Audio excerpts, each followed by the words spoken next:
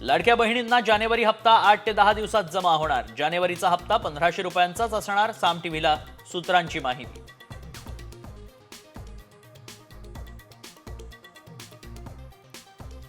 आणीबाणीच्या काळात इंदिरा गांधी आमच्यासाठी व्हिलन होत्या, मुख्यमंत्री देवेंद्र फडणवीसांचं वक्तव्य। मंत्री गुलाबराव पाटील यांचा बॉडीगार्ड आणि पोलिसांमध्ये जुंपली, बॉडीगार्डचा हात लागल्यानं पोलीस कर्मचारी भडकला। वाल्मिक कराडचे काही सिम कार्ड अमेरिकेत रजिस्टर, एसआयटीच्या तपासात धक्कादायक माहिती, तपासाला नवी दिशा मिळणार। सरपंच हत्येतील फरार आरोपी कृष्णा आंधळे नाशिकमध्ये असल्याची चर्चा, मुक्तिधाम मंदिर परिसरातील फोटो व्हायरल।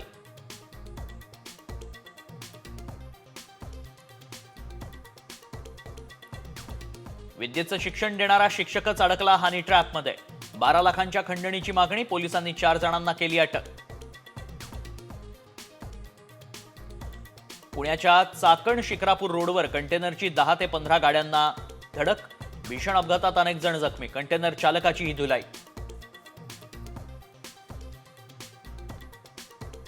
बारामतीतल्या कार्यक्रमात शरद पवार आणि अजित पवार एकाच मंचावर, मात्र एकमेकांकडे बघणंही टाळलं, नणंद भावजय मात्र शेजारी शेजारी।